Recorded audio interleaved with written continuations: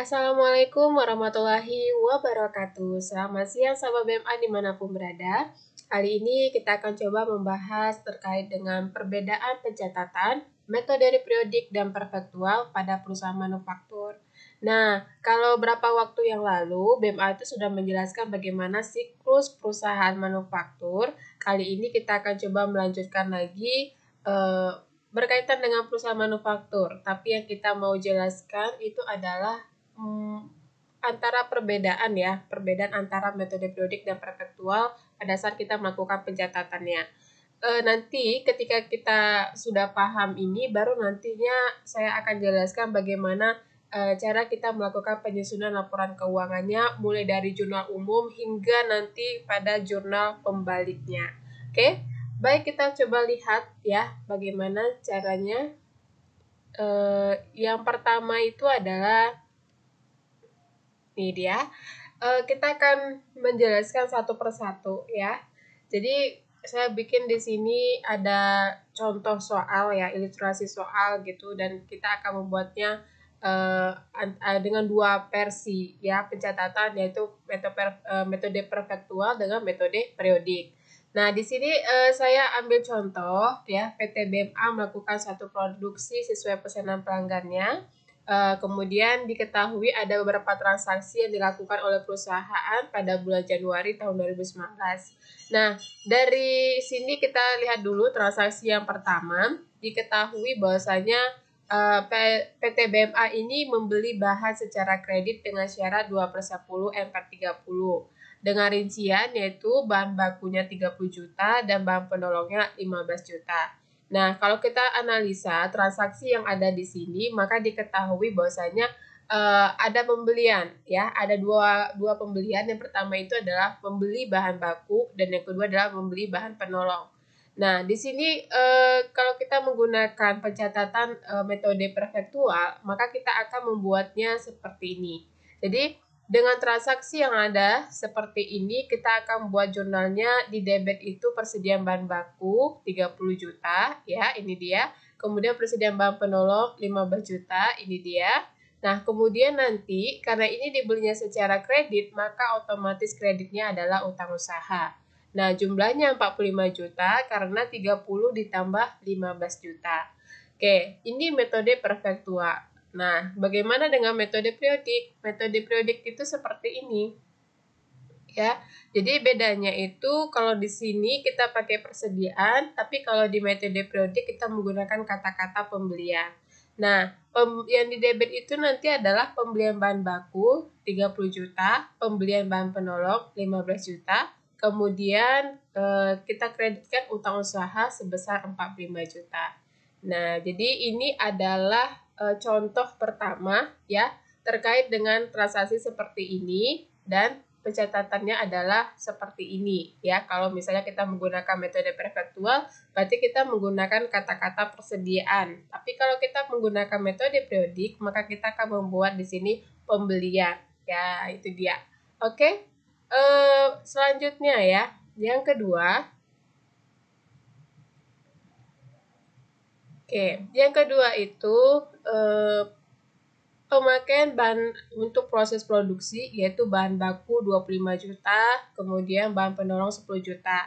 Jadi dari analisa transaksi kita ini menyatakan bahwasanya dari bahan ya, bahan-bahan yang kita miliki di perusahaan itu ya, yang sudah kita beli atau yang tersedia, ternyata yang dipakai itu untuk bahan baku 25 juta. Jadi yang untuk kita pakai dalam pemesanan bahan dari pesanan pesanan si pelanggan gitu ya, maka kita menggunakan bahan bakunya sebesar 25 juta dan bahan penolongnya 10 juta.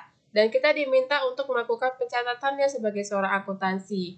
Nah, kalau kita lihat, kalau kita menggunakan metode perfaktual, maka nanti kita akan membuat dua penjurnalan ya, yaitu pertama adalah barang dalam proses ya. Ini 25 juta. Nanti kita kreditkan adalah persediaan bahan baku. Ini dia. Karena kita ingin melakukan pencatatan persediaan bahan baku, maka nanti seperti ini. Nah, persediaan bahan bakunya itu dikredit 25 juta. Kemudian ketika kita mau mencatat bahan penolong, maka yang kita lakukan adalah debitnya biaya overhead pabrik ya 10 juta, kemudian kreditnya persediaan bahan penolong 10 juta. Oke, ini metode perfektual. Bagaimana dengan metode periodik? Nah, di sini kita tidak melakukan penjurnalan. Di metode periodik tidak dilakukan penjurnalan, tapi di metode perfektual ini akan dilakukan ya. Namanya juga perfektual berarti pencatatannya dilakukan secara rutin atau terus-menerus. Nah, sedangkan di sini tidak. Nah, oke ya, ini jadi perbedaannya ya. Kalau seperti ini kita temukan transaksinya, ya berarti nantinya kita akan melakukan pencatatan hanya pada metode perfektual. Sedangkan pada metode periodik tidak kita lakukan. Oke, selanjutnya lagi transaksi yang ketiga. Nah, di transaksi ketiga ini, ketika kita menemukan transaksi yang menyatakan pengembalian bahan yang tidak jadi dipakai ke gudang. Jadi tadinya ada bahan yang sudah kita pakai, tapi ternyata tidak dipergunakan. Mungkin kelebihan gitu ya, kita kembalikan lagi ke gudang. Dan di sini dinyatakan rinciannya itu bahan baku 1 juta, bahan penolong 500.000. Nah, dari transaksi seperti ini, maka kita disuruh melakukan pencatatan. Kalau kita menggunakan metode perfektual, maka kita akan melakukan pencatatannya. Debit persediaan bahan baku, ya 1 juta. Nah, ini kita debit. Kemudian nanti kreditnya barang dalam proses 1 juta. Sedangkan yang untuk pencatatan bahan penolong ini, kita akan debitkan persediaan bahan penolong, kemudian kreditnya adalah biaya overhead pabrik sebesar Rp500.000. Bagaimana dengan metode periodik? Nah, metode periodik ini kita tidak melakukan penjurnalan sama sekali. Jadi tidak melakukan jurnal, ya. Jadi kalau seperti ini kita temukan transaksinya nanti, maka yang kita lakukan adalah hanya melakukan pencatatan pada metode perfektual. Tapi kalau metode periodik tidak. Nah, intinya ini kenapa seperti ini ya? Seperti tadi ya. Tadi kan kita lihat di sini sebentar. Tadinya kan dia kita pakai. Ya, pakai tadi kan barang dalam prosesnya itu di debit, persediaan bahan bakunya di kredit. Nah, karena kita kembalikan, ya, karena kita melakukan pengembalian barangnya, maka nanti kita akan balikan saja. Yang tadi persediaan bahan bakunya sudah dipakai di kredit, kita bikin lagi di debit, kemudian nanti barang dalam prosesnya kita buat di kredit. Nah, nominalnya sesuai dengan yang tertera di sini. Berapa yang kita kembalikan bahannya ke dalam gudang gitu. Oke. Baik, untuk transaksi berikutnya.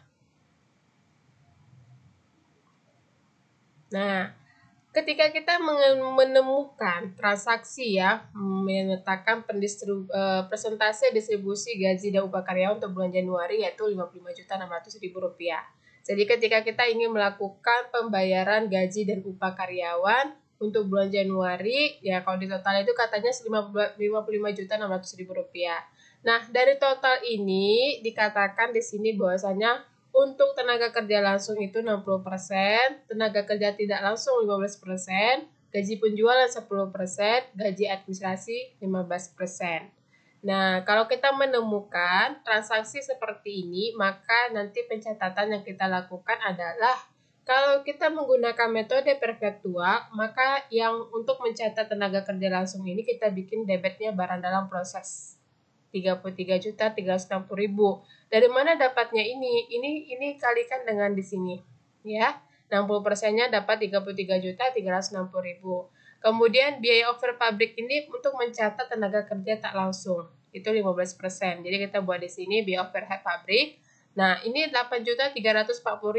Datangnya dari ini dikalikan 55.600. Jadi 15% kali 55.600 dapatnya 8.340.000. Kemudian gaji penjualan katanya 10%, maka kita debitkan di sini gaji penjualan.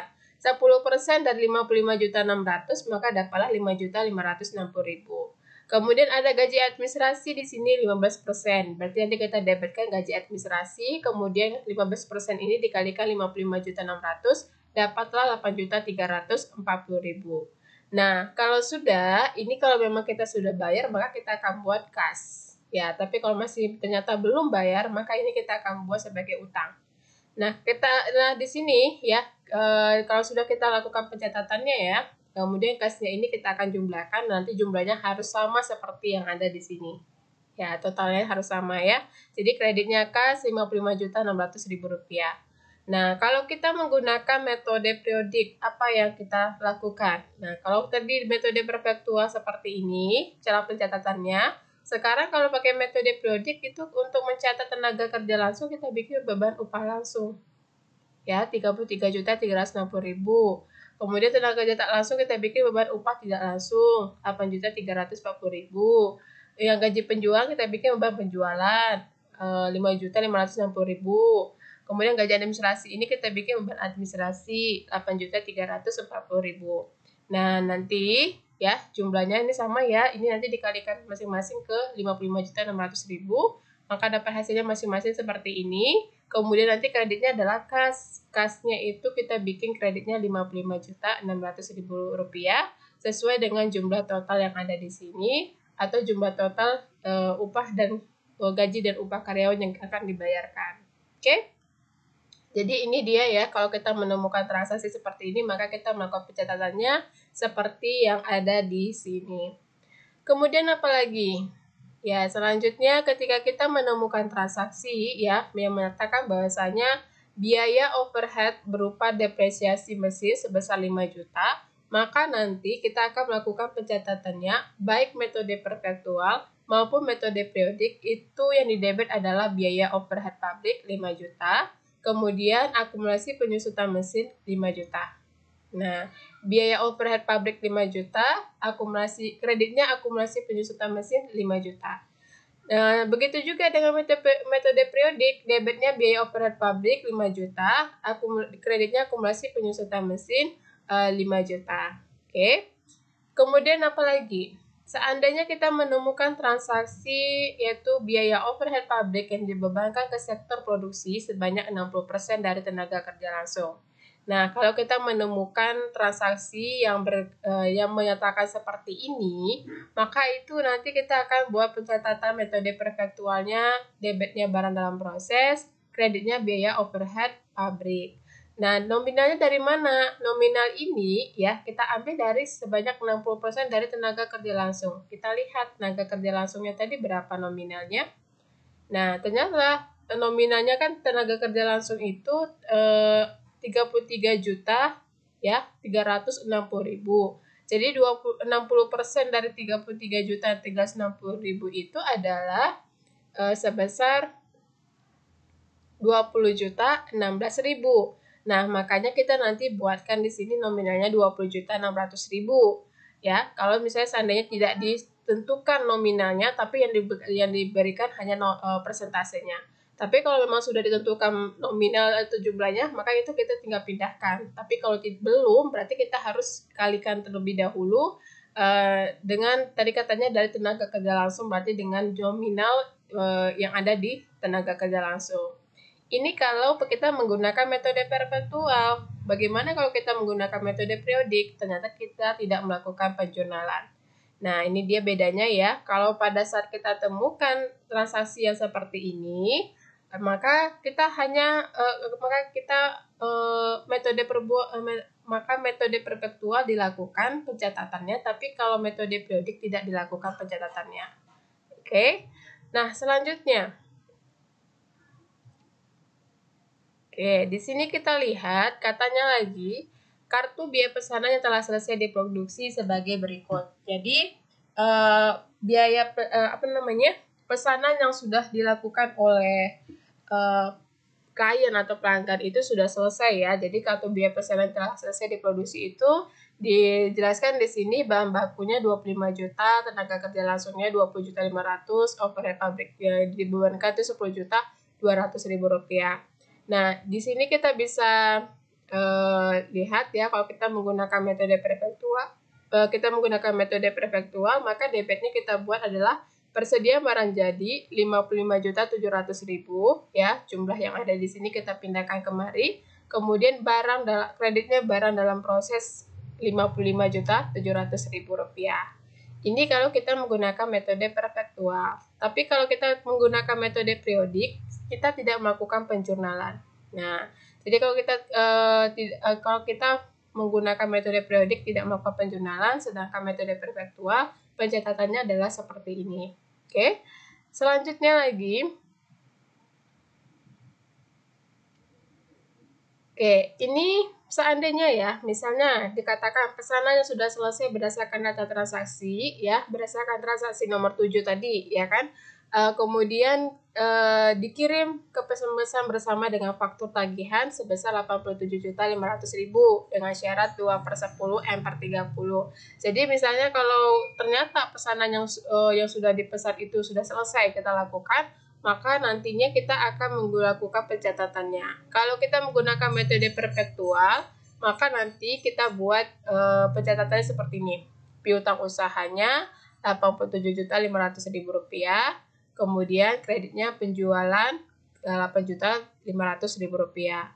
Kemudian karena kita pakai metode perpetual, maka nanti di sini kita akan melakukan pencatatan debitnya harga pokok penjualan, kreditnya persediaan barang jadi. Nah, pertanyaannya, dari manakah nominal ini kita peroleh? Kan begitu.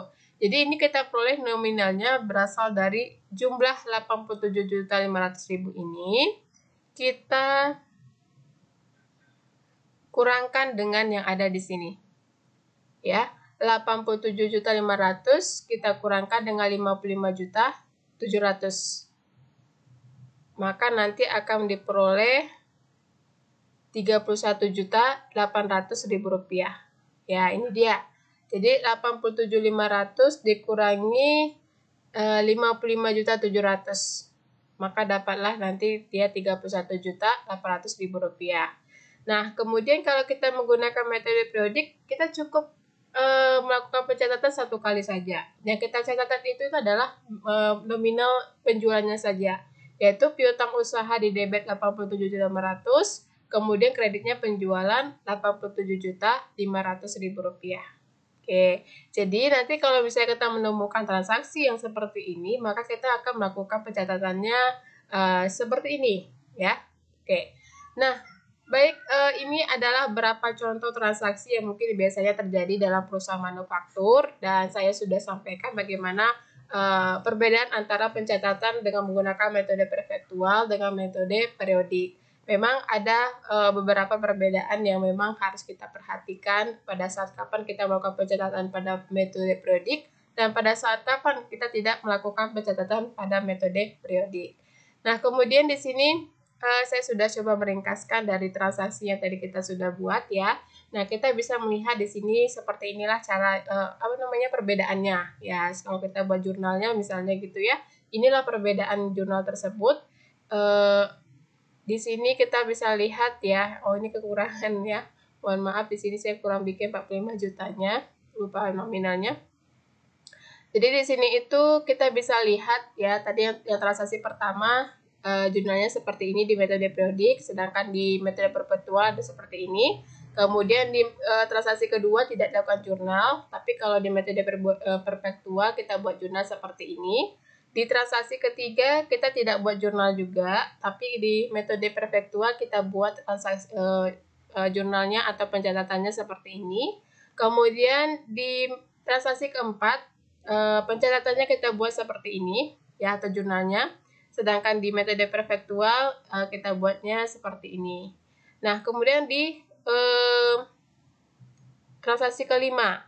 Nah, di transaksi kelima ini kita sama ya transaksinya, pencatatannya kita buat sama-sama biaya operasional pabrik dan akumulasi penjualan mesin. Dan tidak ada perbedaan di sini. Kemudian yang nomor 6 transaksinya di metode periodik itu tidak dilakukan penjurnalan, tapi di metode perpetual kita buat jurnal seperti ini. Nah, kemudian di transaksi ketujuh itu kita tidak melakukan pencatatan di metode periodik, tapi di metode perpetual kita lakukan pencatatan seperti ini. Dan kemudian yang terakhir, di metode periodik itu kita hanya melakukan pencatatan sekali saja, tapi sedangkan di metode perpetual kita melakukan pencatatan secara 2 kali ya. Pertama kita mencatat yang piutang usaha ini atas penjualan, kemudian kita mencatat harga pokok penjualan dari barang yang kita jualkan. Oke, baik sahabat BMA dimanapun berada, demikianlah penjelasan yang perlu saya sampaikan terkait dengan perbedaan antara pencatatan dengan menggunakan metode periodik dan metode perpetual. Jadi, kalau kita sudah memahami perbedaan dasar ini, nantinya kita akan semakin mudah untuk melakukan penyusunan dari jurnal umum hingga nanti ke laporan keuangan pada perusahaan manufaktur. Ini adalah transaksi-transaksi yang tidak ada dilakukan di perusahaan dagang maupun jasa. Makanya saya buat contohnya seperti ini. Tapi nanti ya selain dari sini itu ada misalnya kayak biaya asuransi, biaya gaji, biaya asuransi dan lain sebagainya itu nanti apa ya, pencatatannya sama seperti biasanya saja. Ya tidak ada perbedaan khusus gitu. Nah, ini adalah beberapa transaksi yang biasanya terjadi di perusahaan manufaktur. Saya sudah berikan penjelasan perbedaan antara saat menggunakan metode prefektual dan pada saat menggunakan metode periodik. Mudah-mudahan sahabat BMA dapat sudah lebih paham ya bagaimana cara melakukan penjurnalan atau pencatatan pada perusahaan manufaktur. Oke, baik sahabat BMA, sampai ketemu lagi di penjelasan berikutnya. Nanti kita akan coba membahas terkait dengan bagaimana melakukan penjurnalan dalam perusahaan manufaktur ya secara komplit. Kalau ini kan hanya beberapa transaksi, tapi nanti kedepannya saya akan buat secara komplit. Nah, sampai nanti akhirnya kita menghasilkan laporan keuangan perusahaan manufaktur. Oke, Assalamualaikum warahmatullahi wabarakatuh dan selamat siang.